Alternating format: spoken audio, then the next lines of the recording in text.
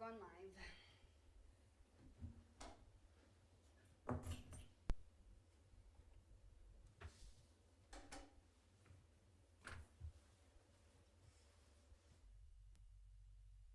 They're live. Okay, good evening. Thank you for coming to the scheduled Parks Board meeting. Unfortunately, we do not have a quorum. We will continue with some items. They'll be informational only. We will not be able to act on anything, being that we have a lack of a quorum, which is 4 members or more. So with that, thank you for the 3 of you that did show up. I will start off with, we can't approve the minutes. Cody, do you want to give them a Parks Superintendent update, please? Yep. Since our last meeting in October, we continued with painting the picnic tables and repairing them. In total, we repaired 64 picnic tables and painted them throughout the winter. We finished up in the end of February, so you'll notice a new color of a kind of a dark red color on all the picnic tables. Try to do that about every other year to keep them in good condition and stuff like that. We also did some repairs on the cemetery building up there, fixed some stuff. It was leaking quite a bit, and kind of patched it up and fixed it up a little bit up there at the cemetery. Other things the guys did, we continued to work on the 6th Street shop, getting it ready if we ever decide to go with the batting cage there, so it's kind of cleaned up and organized on that aspect of it. Of course, as you know, with this winter we've had, the parks guys have helped out with the snow removal, been doing that quite regularly, just again today, so that's been keeping us quite busy. We had the guys go through all the park shelters just to check on things, make sure things were cleaned out, cleaned all the lights out for the bugs. And so here, hopefully by May 1st, we will open the shelters up, weather permitting, but usually by May 1st, it's ready to go on that aspect. We serviced all the lawnmowers, changed all the oil, sharpened every blade, all the weed eaters, chainsaws. So once the weather does turn nice, we will be able to take off and go. We have 5 seasonals lined up so far, hoping to maybe find a couple more. A lot of them are returning seasonals, which is nice. You don't have to explain how things work. They just can get it and go. So a lot of college kids are coming back, which is good. So yeah, that's kind of the superintendent's report for the parks. Any questions on things like that? I guess one more on we tried to find, at Centennial Park, the one swing, we got prices on it, and still the cheapest we could find for just a swing is $2,700. So we're still looking at different options to different companies to try to replace what was vandalized and broken at the Centennial Park. Yeah, just a swing alone and 2 ropes, $2,700.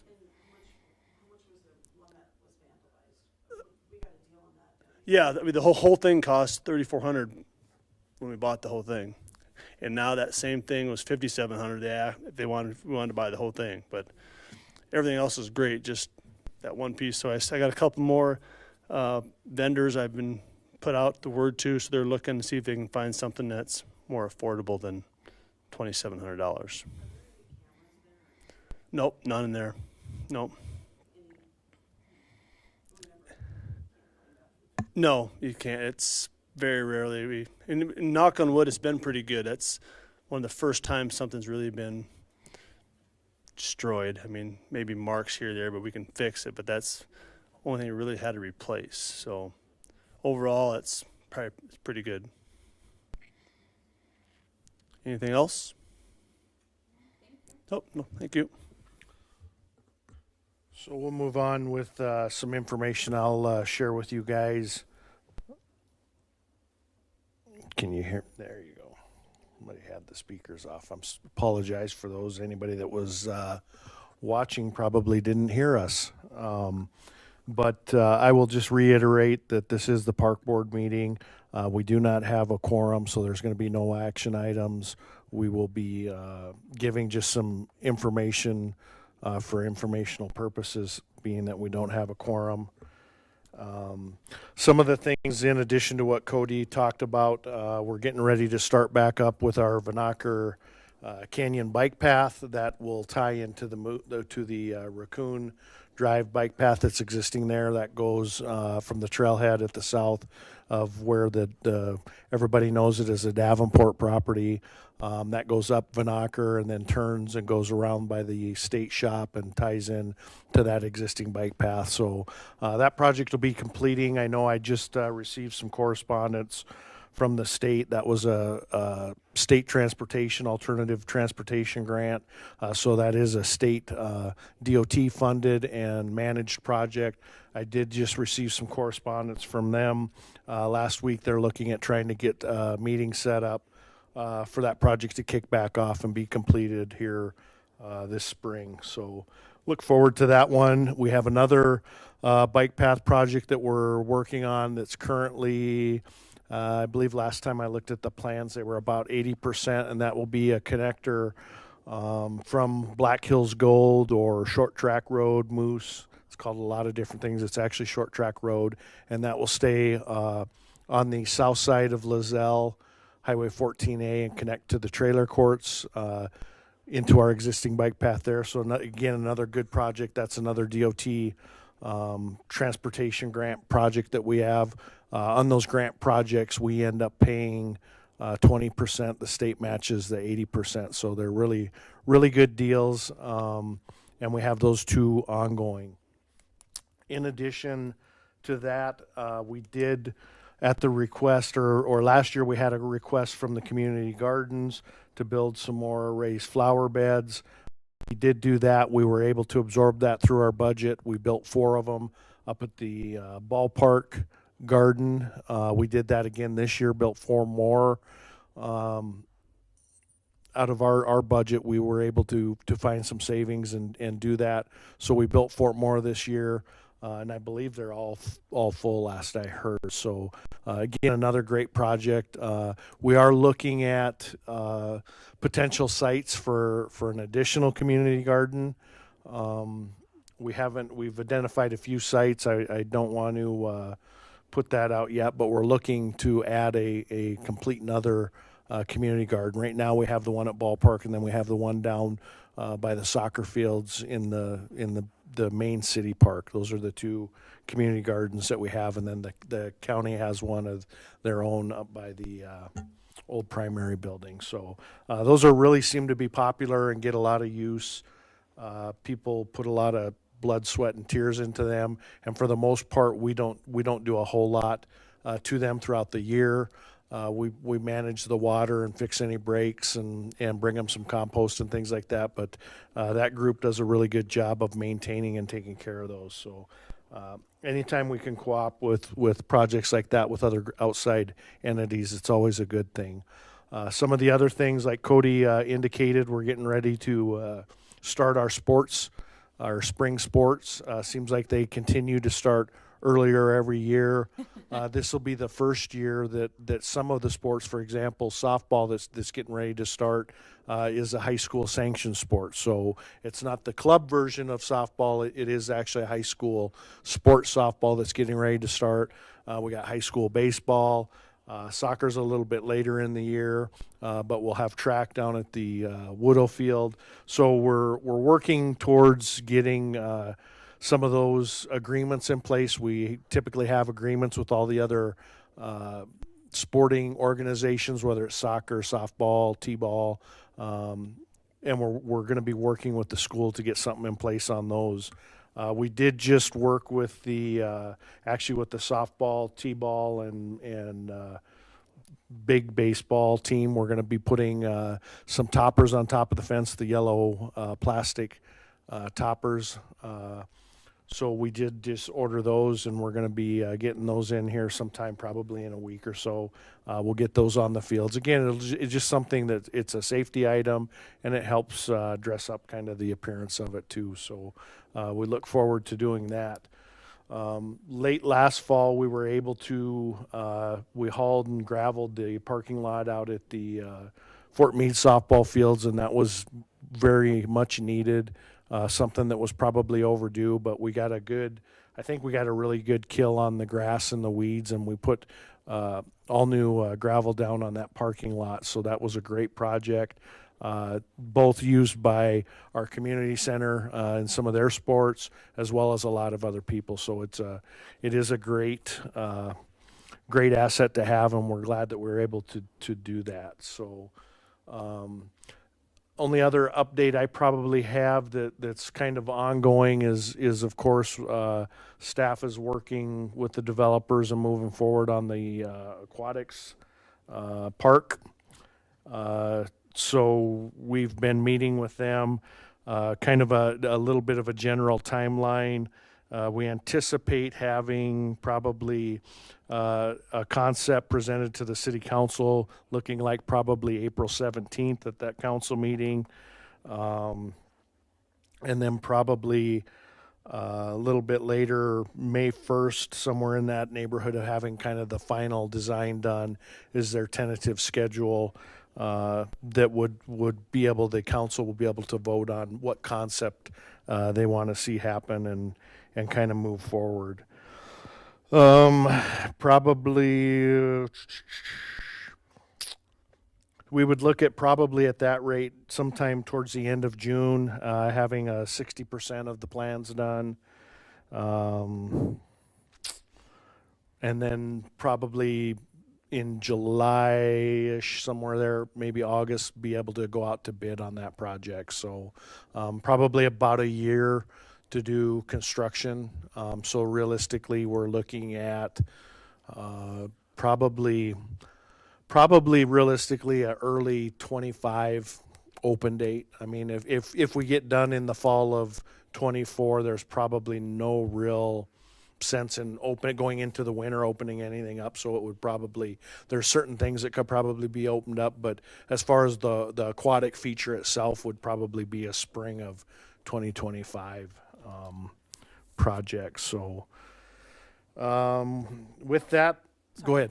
I was just going to say, I have a question on that. I was under the impression that the Parks Board would have input on some of the things that would be going into the design for that park. That is something that is not been my understanding. My understanding is that the concepts will be presented to the council, and the council would decide what goes in. That's the instruction I've had. So. Interesting, considering just like a regular swing we've been discussing for 9 months now, and we were supposed to give input to that. It's kind of interesting. Sure. Just, yeah, especially since we were told that we would have. multiple times. Yeah, in fact, the whole reason involved in the initial project too, you know, just kind of interesting. Right. I guess I don't have an answer for you, and I'll try and get some background information. But like I said, everything that I have been that like I said, this is going to be presented to the council. They'll make a decision. So I'll try and get some clarification for you guys. It just seems interesting, especially with all the communication about council, the importance of boards and citizen input and all this stuff. That it would just go straight to council. I know it's not your fault. I'm just I believe that what I was told was given that when we had when everybody put their dollars on what, I mean, that is what is being used to derive, and then what's going to be proposed to the council is a good, better, best scenario, and of the three, they pick.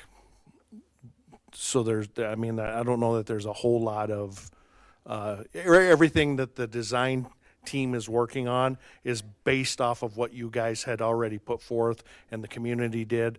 Those are what are being proposed. It's just a matter of a good, better, best scenario for this money. You could do this. This is the upgrade to it. This is and so that's where I don't think that they're coming up with completely new ideas. All of the ideas that are being incorporated come right out of those previous meetings and those public input meetings. So I don't think it'll be a big surprise what the options are. It's just a matter of when we look at the total budget, somebody's got to decide how, you know, we'll back down from the total budget going backwards. Okay, this item costs this, so now that gets taken out. We have this much left, and kind of that. But it's all the items that have already been identified by the different boards. And It's not necessarily like the final design as far as the theming of anything, or the coloring of anything. not that I mean, I don't know. Again, we're just getting started, so I mean, I would assume that at some point in time, the team that's been hired, CRS and the developers, I think that they have a strategy on what the look and the feel of it is. I don't know that that's necessarily will have any staff input. I mean, When you say developer, you're saying, now, is Trulor building the park, or is CRS the city building the park? it would be the developer. I believe it's Vanacker Enterprises was the consultant that was hired several meetings ago to build the park. So Trulor, whatever, the Knocker people, they have the say of the design of the park? There's a whole team of everybody from Tallgrass architects to a bunch of engineers to CRS to, I mean, there's a whole team assembled that is putting together these conceptuals. Right. I just thought that the developer was focusing more on the business strip. The developer, there's two different projects there. There's the housing and the aquatic feature. They ended up being the same developer because they only got one submittal, but so they're, and it probably makes sense for them to work kind of hand in hand, but two different people, two different projects, and the council did, I mean, I think it's been a couple of months ago, did authorize that, so. I'm just a little bit confused, because again, I don't know, and maybe this isn't the place for it, but, I was just a little bit confused, because Knocker people state whatever the Trulor was doing the business and the housing, and then the city, CRS, the council, the park boards, the community was doing the park design. My understanding is that information has already been, again, through those community meetings, through, I mean, how many meetings did the park board and the aquatics committee? I mean, I believe all that information has already been presented, and like I said, that is what they're using. It's just a matter of putting all the pieces now together. We have all the puzzle pieces, we just need to put it together now. Right. Yeah, and I don't care about that. I mean, I'm not talking about the housing business, I'm just the actual park, again, because the city retains ownership, the citizens retain ownership. I'm just surprised about that piece. And who would have that say of that, because that's not their land. I will try and find out get some clarification on it, because I don't have an answer for you, Allison. With that, that's probably all I have for updates. I know that we can certainly discuss. We had on the agenda some old business on the ADA swing. Now I'm at a loss. What was that called? The trolley. There you go.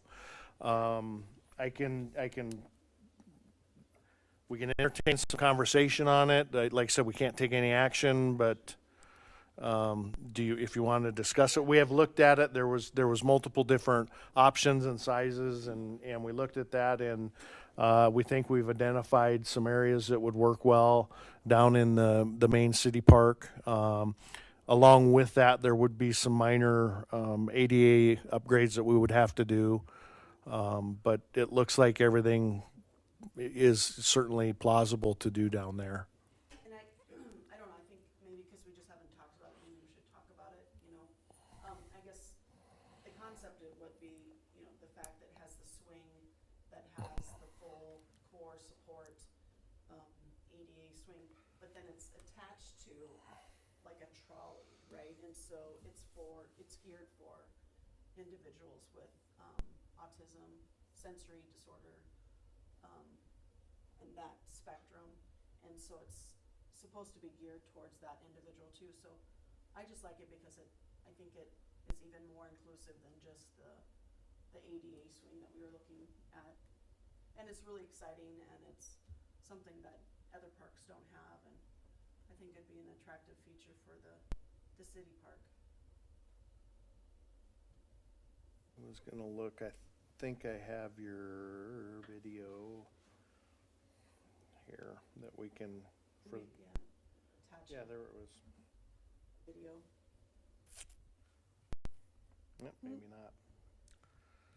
Been too long, we haven't talked about it in a I know, I was like thinking, it's like, gosh, that was like 6 months ago. But anyways, we did look at that, There's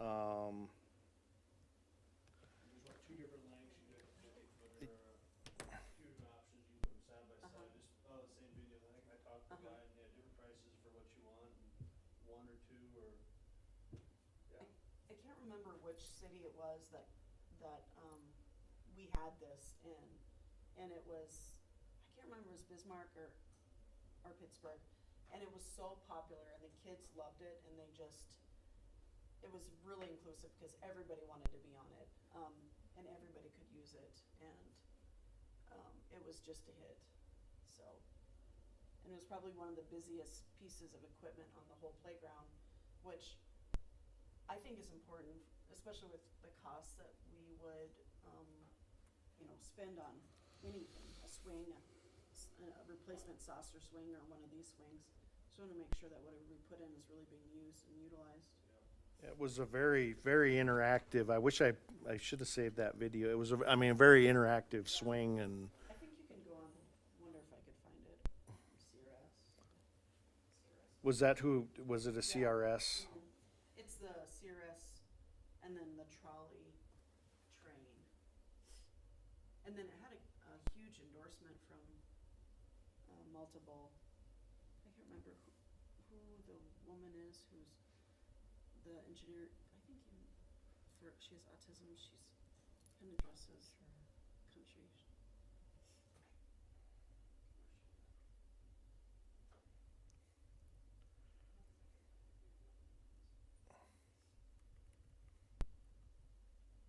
The Temple trolley.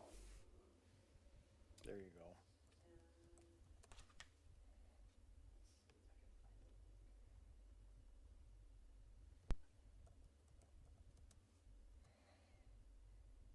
There it is.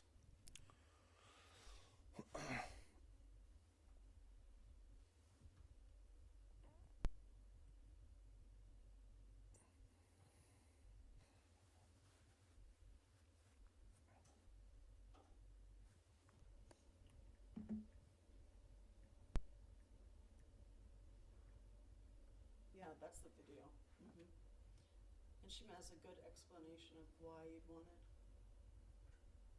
Speaking of sound. Tailored to the needs of children with a wide variety of strengths and abilities. That's why Play in Park Structures consults with experts like world-renowned advocate for autism, Dr. Temple Grandin, to provide the expertise and insight that allow our products to not only fulfill, but exceed our clients' expectations. Well, when I was 5 years old, our school made kind of a homemade version of this piece of equipment, and I would swing to the end of it, then walk it back and swing to the end again. It was made with an old barn door track. When I tried this out, it was like the same way, use it the same way I did when I was 5. I think it's going to be fun for everybody. I noticed you had a lot of other children here today. They were all enjoying it. And the thing is that things that are fun for autistic kids are often fun for regular kids too. We got to get kids out doing things, get them out active too. A lot of kids today don't get enough exercise. I just can't emphasize that enough. The Temple Trolley offers a unique experience of free spinning while flying from one end to the other, offering pleasing sensory input for children of all abilities. Just another example of how Play in Park Structures is constantly striving to create innovative ways to provide an enriching and exciting play space for everyone. Play in Park Structures. We're serious about play. You guys like it? Yeah. I think it's very cool, but And they have, I mean, you can, that's not the only swing. You can put basically any swing on that structure, so you could have ones that are fully, encapsulated more of, I mean, that was gonna be my question, Yeah. because I know like this all came about for No, very it's actually the specifically. encapsulated swing at the time, and months ago, was actually cheaper. I was like, how's that any cheaper? They're like, I don't know, but it is. And I was like, sweet, Interesting, okay. fabulous. Yeah, that looks fun. Here's all the different swing types that could be. I mean, you could a number of different things, Good deal. from individual to double. All of the ones with the thumbs up, yes. Can go on that Right, trolley. right. That's cool. So there was a lot of different options available. It wasn't just that one you see down there in the bottom that was in the video. There's actually a multitude of different swings that could go on that trolley system, and then again, like Cody said, when we reached out to him, there's different lengths. I mean, anywhere from, I don't remember, I think 20 some feet on, and some of them, they weren't necessarily just a straight line. They were a little more of like a snake figure. Very cool. So yeah, it would certainly something we could put in. Yeah, I thought it'd be really great to put it in the city park. I mean, obviously, I'm for the other park, but just to beef up our city park too. Make sure people know cool. we're not just leaving it. Right. We didn't forget about it. I think more people go there anyway.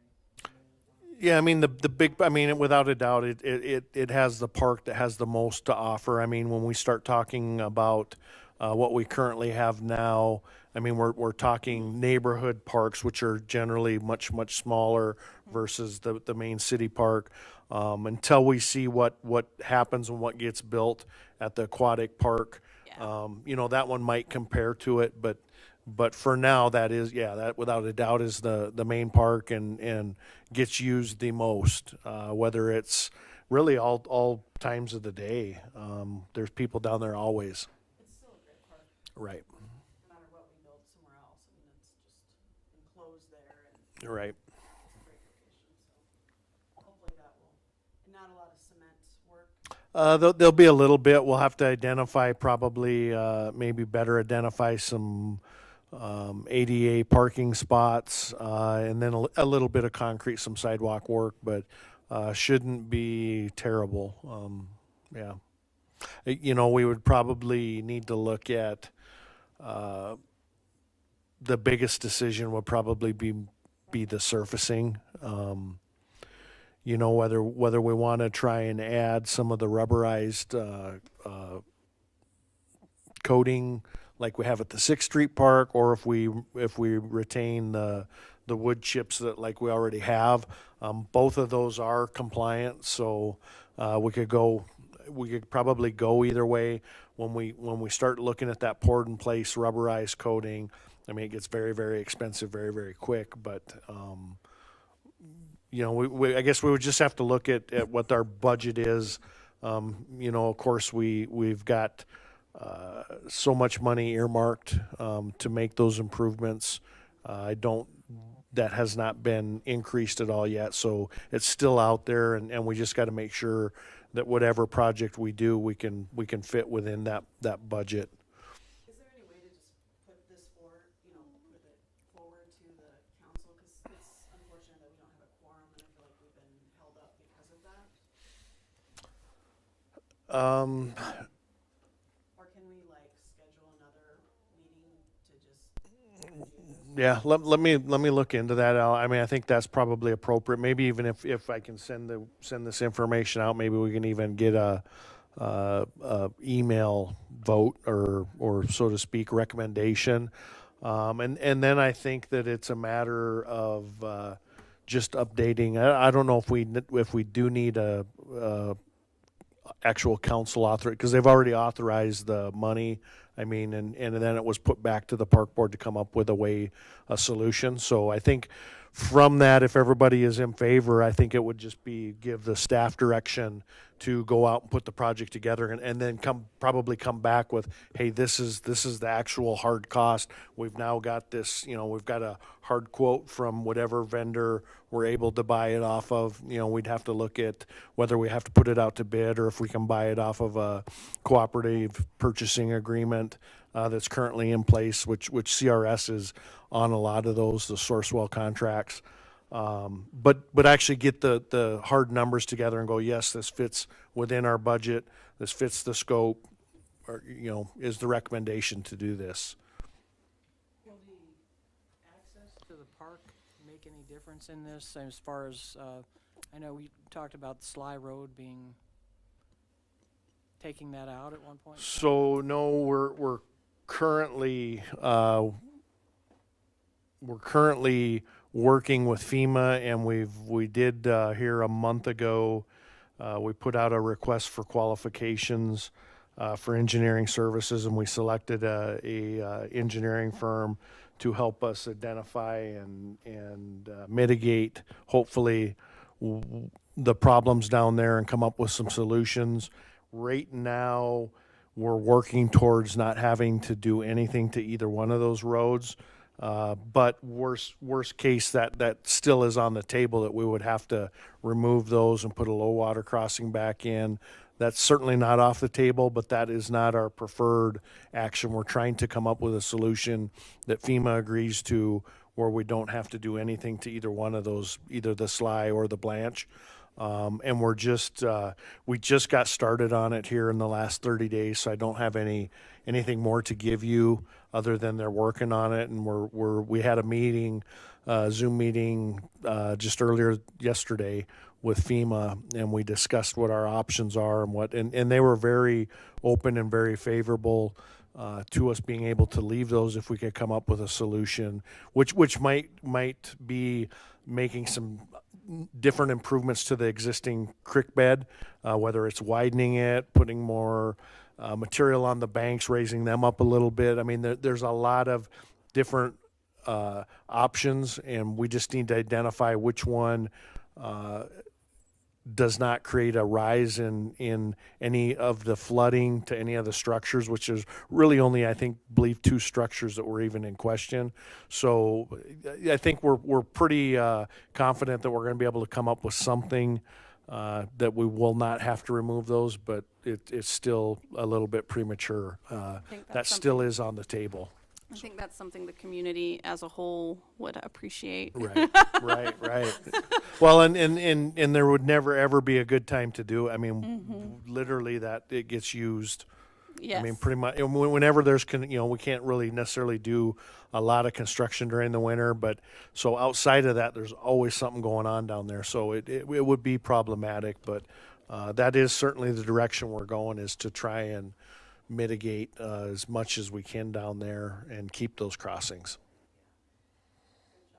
Oh, and about crossings though too, on that 7th Street, you said there's gonna be a bike. There is a dedicated bike. I mean, it'll be delineated from the driving surface with actual, concrete. It's not concrete because that crossing is made to overtop, but it basically be a guardrail there, and then a guardrail on this side, a pedestrian rail to keep people from falling off. But it's 8 feet wide, so it'll be completely separate from the driving surface. Yes, and then it'll connect into the existing bike path there on.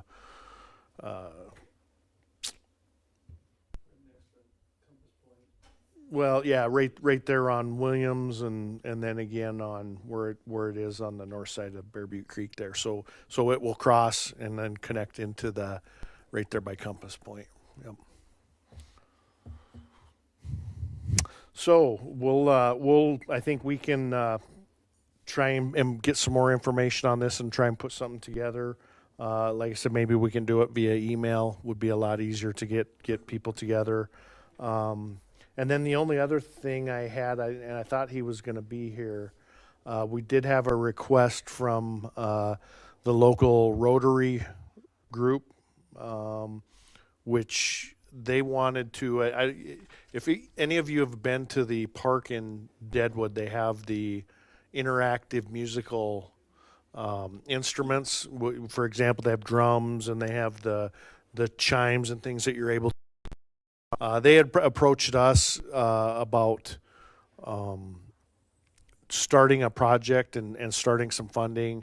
I don't know what all he was going to come and make a presentation to the board, but at least get started on it, and it may be happen over the course of several years. I mean, I don't think it would all just be one single project, but it was something that group wanted to undertake and wanted to know if the city would be open to it, which we said, yeah, I think it's a a great idea. I mean, I think we could find those spots along, you know, some of in our existing park, along the bike path where kids could stop and like I said, beat on the drums, or they could play the xylophone, or I mean, there's dozens of different musical instruments that they do, and they're, for the most part, they're built in a manner that they're fairly resistant to damage. They're able to be out in the weather. You know, it's not going to be a huge maintenance or a replacement type, you know, big cost to replace things. So we really thought it was a really great project, and hopefully I can connect with him, and I think it would be a great presentation for them to come and give to the park board. So, And hopefully we have quorum. right. Yeah. Right.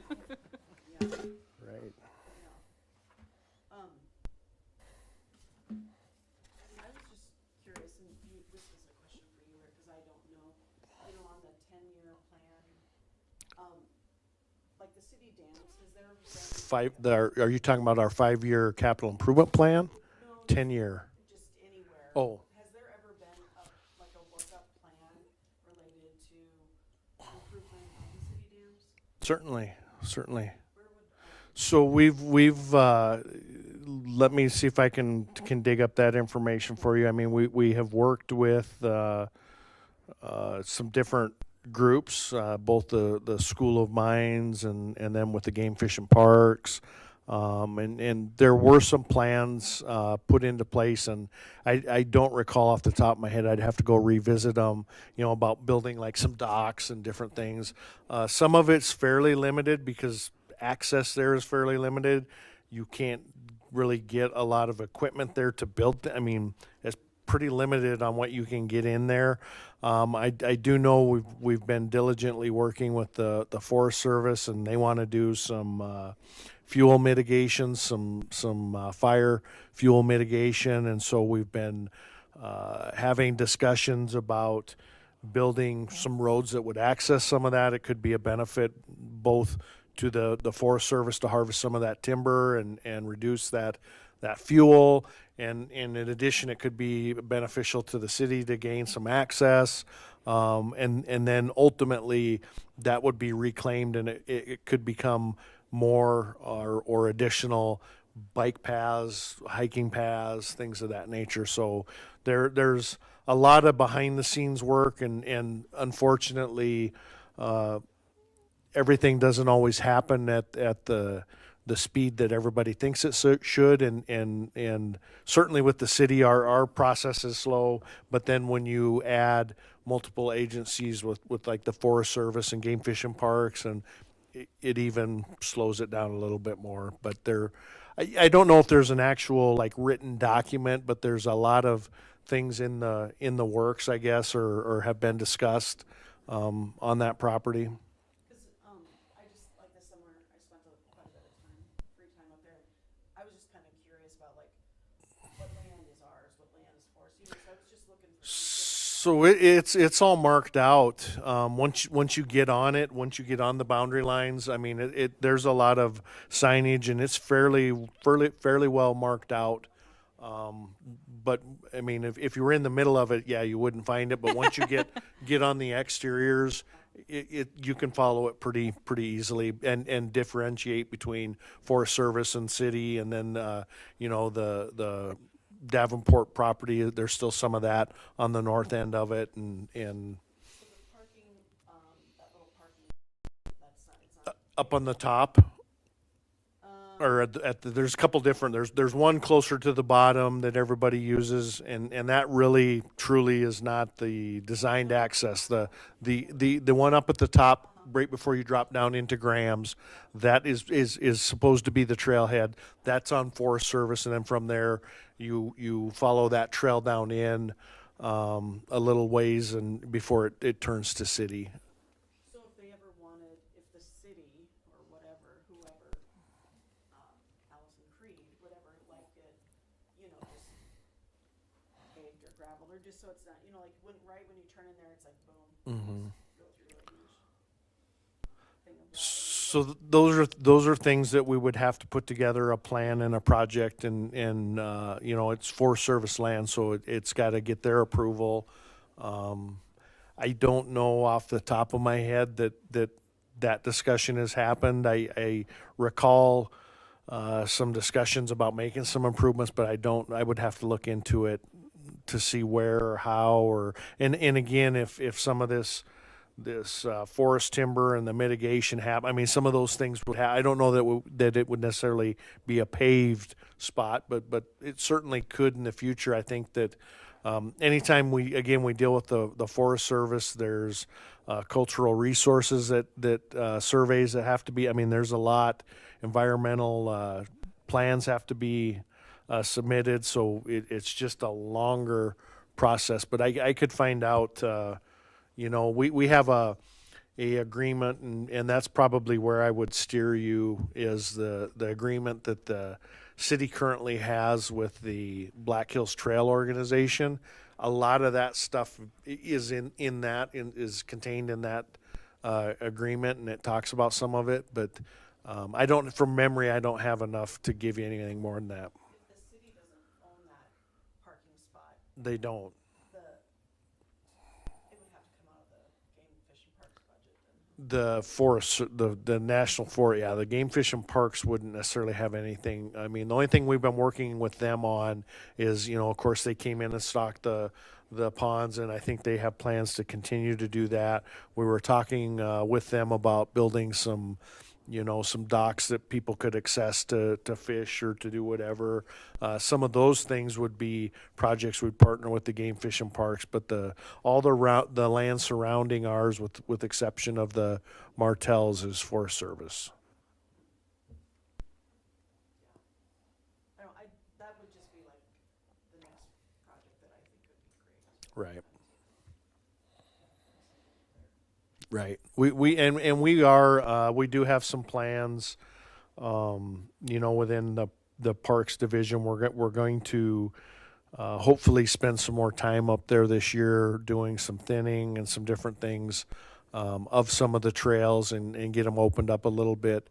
That was one of the things that was a goal that was handed down to us to try and do. So hopefully, as we get into our spring and summer season, we can do some more of that. And then once you're out there, I mean, you'll be able to see like what is feasible Right. at that point too. Right. Yeah, well, sometimes you mention roads and people they'll think, oh, well, the city's trying to build housing. Yeah, I don't believe that. And so the other thing is, that still is designated as a watershed. So I don't think we have any fear of that. Plus, you couldn't get to it. I mean, it really there's very limited access, especially from motor vehicle. So, but yeah, we hope that we can do some improvements up there. Absolutely. All right, well, good deal. Anything else? Any other questions, concerns, anything? No, thank you guys for all the work you do. It's a lot. Yeah. And the weather report every morning. Right. I can always count on Rick actually being awake before I am, so I'm like, go and check and see how my commute's going to be. All right, with that, we're going to end our informational meeting. Thank you.